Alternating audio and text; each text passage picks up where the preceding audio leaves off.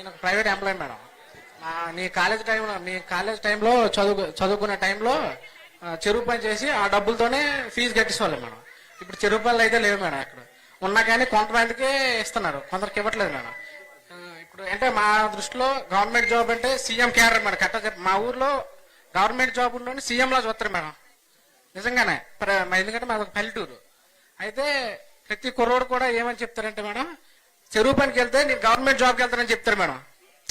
అంటే అంత సింపుల్ గానే, అంటే అంత గౌరవం మేడం మాకు. ఇప్పుడు ఆ పని లేదంటే మరి వీళ్ళు కూడా ఖాళీగా ఉండిపోయి చెడు అలవాట్లకి అయితే అలవాటు పడతారు మేడం. మరి మీరే కొద్దిగా చూసుకుని ఏది చేయాలి మేడం. నెక్స్ట్ జాబ్ విషయంలో అయితే జాబ్ క్యాలెండర్ అయితే లేదు మేడం. ప్రజెంట్ ఎక్కడ కూడా ఇస్తామని చెప్తారు, ప్రతి ఏ గవర్నమెంట్ వచ్చినా కానీ జాబ్ క్యాలెండర్ అయితే ఇస్తామని చెప్తారు, కానీ జాబ్ క్యాలెండర్ ఎవరు ఇవ్వరు మేడం. మీరు ఏదన్నా కొద్దిగా చొరవ చూసుకుంటే కొద్దిగా మంచిది మేడం. అంతే మేడం. నెక్స్ట్ అందరి ముందు చెప్తున్నా మేడం, మీరు ఫీల్ అయితే కాకుండా మీరు కుంకుమ బొట్టు పెట్టుకున్నారు కదా మేడం. అదైతే మీరు ఎంత మంచి వాళ్ళో మాకు అందరికి అర్థమయ్యేలా చూస్తున్నారు మేడం. మీరైతే మాత్రం మీరు ఇచ్చే కమ్యూనిటీ విలువ మేడం. అదంతే.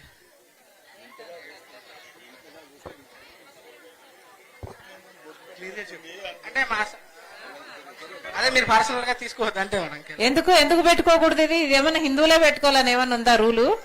ఏమో మా సైడ్ అయితే పెట్టుకోరు మేడం, అందుకోసం నేను అడుగుతున్నా మేడం. నేను క్రిస్టియన్నే, నేను యేసు ప్రభుని నమ్ముకున్నా, నేను క్రిస్టియన్నే. అందులో నాకు ఏ అనుమానం నాకు లేదు, మీరు పెట్టుకోకండి. కానీ ఒక ఆవిడ వచ్చి బొట్టు పెట్టింది, ఆవిడ వద్దమ్మా నాకు పెట్టకండి అంటే ఆవిడ ఫీల్ అవుతుందని నేను పెట్టించుకున్నాను. తప్పేముంది? మీరు ఎంత ఉన్నదానంగా ఉన్నా కానీ మీ మంచితనం చూసుకున్నారని చెప్తున్నా. మీరు ఏ హోదాలో ఉన్నా కానీ మీ మంచితనం చూపుతున్నారని చెప్పాను మేడం. Thank you. కాంప్లిమెంటా? Thank you. మీరు అసలు మాట్లాడట్లేదు. అక్కడ కూర్చున్నటువంటి మహిళలు మీరు మనసులో ముందుగానే మాట్లాడట్లేదు.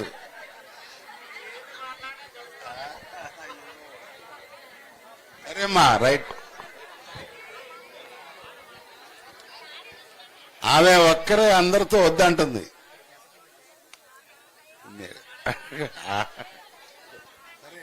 వేరే వాళ్ళు ఏమైనా అమ్మ మాట్లాడతారా తల్లి? ఇక్కడ అమ్మా, ఇక్కడ ఉన్న వాళ్ళలో ఎవరైనా సరే నిజంగానే ఉపాధి పని 2 సంవత్సరాలుగా లేదా?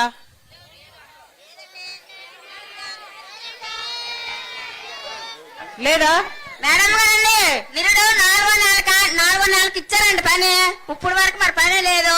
మహిళలకి చంద్రబాబు నాయుడు జగనన్న ఇచ్చినప్పుడు, జగనన్న ఉన్నప్పుడు ఏంటి మహిళలకి డబ్బులు గట్రా ఇచ్చాడు. ఆ డబ్బులు కూడా ఏటి లేవు. ఏటి జగనన్న వచ్చినాడు మాకు డబ్బులు గట్రా అన్ని పడి మాకు ఏటి లేవు. చంద్రబాబు నాయుడు వచ్చి మనిషికి 1500 నెలకేసి అతను అన్నాడు, అవి లేవు ఏటి లేవు. ఇల్లు గ్యారెంట్లు కూడా లేవు. ఇల్లు కట్టి సొగ్గాను, గ్యారెంట్లు కూడా ఇవ్వలేదు. గ్యాస్ బండ్లు ఫ్రీగా అన్నాడు, గ్యాస్ బండ్ ఇవ్వలేదు, ఏటి ఇవ్వలేదు. మా అమ్మాయిలు అందరూ చదువుకొని ఉన్నారు ఇంటికాడ, మా అబ్బాయిలు అమ్మాయిలు చదువుకొని ఉన్నారు ఇంటికాడ పనిలేట్ లేక. మరేటి ఉద్యోగాలు కూడా ఇవ్వలేదు. అమ్మా, ఇది కాంగ్రెస్ పార్టీ సభ. రెండోది కాదు, జగనన్న ఇచ్చాడు అంటున్నారు కదా, మీరంతా దళిత వర్గాలకు చెందిన వారని కూడా చెప్తున్నారు.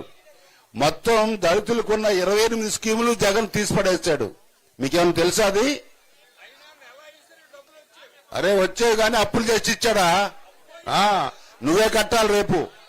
అట్లా కాదు, పని చూపించాలా, పని కష్టపడి పని చేసుకుని బతకాలా, గౌరవంగా బతకాలా మనుషులు. అది ఎంతకాలం నువ్వు పోషిస్తావు? అవి కాదు, ఎవరికి అవసరమో వాళ్ళకే ఇవ్వాలి. దయచేసి కాంగ్రెస్ పార్టీ ఈ దేశంలో ఉంటేనే దళితులకు కానీ రైతులకు కానీ గౌరవం, అభివృద్ధి, సంక్షేమం. ఈ మధ్య వచ్చినటువంటి ప్రాంతీయ పార్టీలంతా కూడా మాటలు చెప్పి, కబుర్లు చెప్పి, మోసం చేసి వెనక్కి వెళ్లేటువంటి పార్టీలే. జగన్మోహన్ రెడ్డి కావచ్చు, చంద్రబాబు కావచ్చు, జనసేన కావచ్చు. కాంగ్రెస్ పార్టీ ఈ దేశానికి స్వాతంత్రం తెచ్చింది, వీళ్ళెవరు కాదు. దేశానికి స్వాతంత్రం తెచ్చింది బీజేపీ కాదు. ఈ బీజేపీకి తొత్తులవారు వీళ్ళంతా. దయచేసి నిజాలు గ్రహించండి. మాకంతే వచ్చినాయి, నీకన్నీ వచ్చినాయి. ఏవచ్చినాయి? కుప్ప నుడుచుకున్న వాళ్ళు వేరే పరిగెరుకున్నారు మీరు, అది గుర్తుపెట్టుకోండి. ఎవరెవరు ఎంత సంపాదించారో అన్ని తెలుసు అందరికీ. కాబట్టి ఎవరిని కాదు, నిజమని తెలుసుకోండి. కాంగ్రెస్ పార్టీ మనకు కావాలి. కాంగ్రెస్ పార్టీ ఉంటేనే ఈ దేశానికి రక్షణ. ఈరోజు మోడీ ఒక అసలు అక్కడ రాక్షస ప్రభుత్వం. ఎవరినైనా మాట్లాడిస్తున్నారా? ఈడీ ఇన్కమ్ ట్యాక్స్ లోపలేయండి. చంద్రబాబుని అరెస్ట్ చేస్తే కదా లోపల దూరింది వెళ్ళి. మోడీని ఎంత తిట్లు తిట్టాడు అతను. ఆ తిట్లే మళ్ళీ పొగట్టం. ఇవన్నీ వాళ్ళకే సాధ్యం. కాంగ్రెస్ వాళ్ళు ఎవరు కూడా అట్లా నోరు మార్చరు, మనసు మార్చరు, మాట మార్చరు.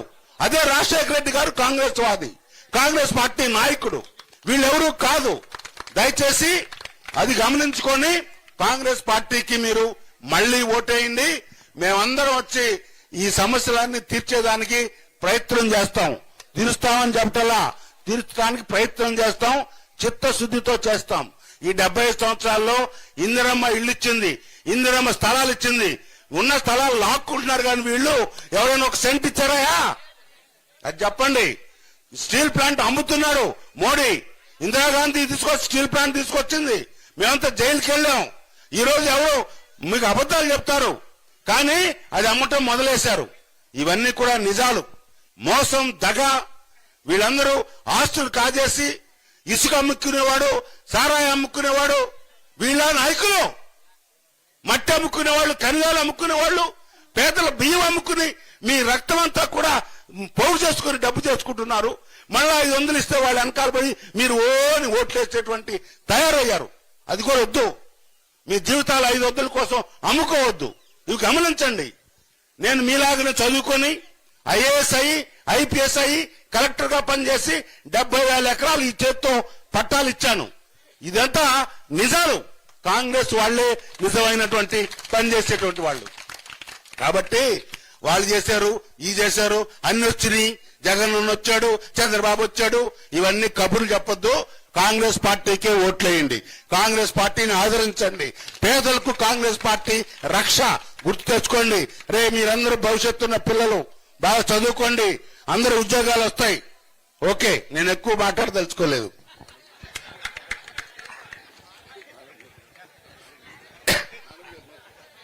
ఇప్పుడు మన నాయకురాలు మనందరికీ మాకన్నా చక్కగా మాట్లాడతారు. మాకన్నా ఎక్కువ అంకిత భావంతో కాంగ్రెస్ పార్టీని మళ్లీ నిర్మాణం చేయాలని బాధతో వచ్చారు, తపనతో పడుతున్నారు. ఒక్కసారి శర్మిలా గారికి స్వాగతం చెప్పండి. పేరు పేరున ప్రతి ఒక్కరికి రాజశేఖర రెడ్డి బిడ్డ మనస్ఫూర్తిగా నమస్కరించుకుంటుంది. ఇంతమంది రాజశేఖర రెడ్డి బిడ్డ వస్తుంది అని, చూడాలి అని, వినాలి అని మీ అందరూ ఇంతమంది మీ పనులు మానుకొని మా కోసం మీరు సమయం చేసుకొని వచ్చారు. ప్రతి అక్కకు, ప్రతి చెల్లికి, ప్రతి అన్నకు, ప్రతి తమ్ముడికి మీ రాజశేఖర రెడ్డి బిడ్డ శిరస్సు వంచి చేతులు జోడించి మనస్ఫూర్తిగా నమస్కరించుకుంటోంది. రాజశేఖర రెడ్డి గారు 5 సంవత్సరాలే ముఖ్యమంత్రిగా ఉన్నారు. కానీ 5 సంవత్సరాలలో రాజశేఖర రెడ్డి గారు చేసినంత భారతదేశ చరిత్రలో ఏ ముఖ్యమంత్రి చేయలేదు కావచ్చు. ఎందుకు చెప్తున్నాము అంటే, ఏ పని చేసినా రాజశేఖర రెడ్డి గారు మనసు పెట్టి చేశారు. ఎంత చిత్తశుద్ధితో చేశారు అంటే, అది ఎవరికైతే అందాలనుకున్నారో వాళ్ళకు అందే వరకు వదిలిపెట్టలేదు రాజశేఖర రెడ్డి గారు. రైతులకు మేలు చేయాలనుకున్నాడు. ఉచిత విద్యుత్తో మొదలు పెట్టాడు రాజశేఖర రెడ్డి గారు. ఏ పంటకైనా మద్దతు ధర అయితేనేమి, గిట్టుబాటు ధర అయితేనేమి, పెట్టుబడులు తగ్గించడం అయితేనేమి, ఇవన్నీ చూసుకున్నాడు. ఇన్పుట్ సబ్సిడీ అయితేనేమి, లేకపోతే డ్రిప్ యంత్రాంగాల మీద సబ్సిడీ అయితేనేమి, లేక పంట నష్టపోతే పంట నష్టపరిహారం అయితేనేమి, ఇలా 1 కాదు 2 కాదు, ఆఖరికి రైతులకు రుణమాఫీ అయితేనేమి, ఇవన్నీ కూడా రాజశేఖర రెడ్డి గారు సాధ్యం చేశారు. పేదల పట్ల కూడా రాజశేఖర రెడ్డి గారు అంతే చిత్తశుద్ధితో ఆలోచన చేశాడు. అందుకే పేదవాళ్ల ఇంట్లో జబ్బొస్తే ఇంటిళ్ల పాది అప్పుల పాలైపోతుంది కదా అని ఆలోచన చేసిన ఏకైక నాయకుడు రాజశేఖర రెడ్డి గారు. మన దేశంలో గాని ప్రపంచంలో గాని ఏ నాయకుడు చేయలేదు. కానీ రాజశేఖర రెడ్డి గారు ఆలోచన చేసి ఆరోగ్యశ్రీ పథకాన్ని తీసుకొస్తే ఎంతమంది పేద ప్రజలు కార్పొరేట్ ఆసుపత్రికి వెళ్లి పైసా ఖర్చు లేకుండానే ఉచితంగానే పెద్ద పెద్ద ఆపరేషన్లు చేయించుకున్నారు.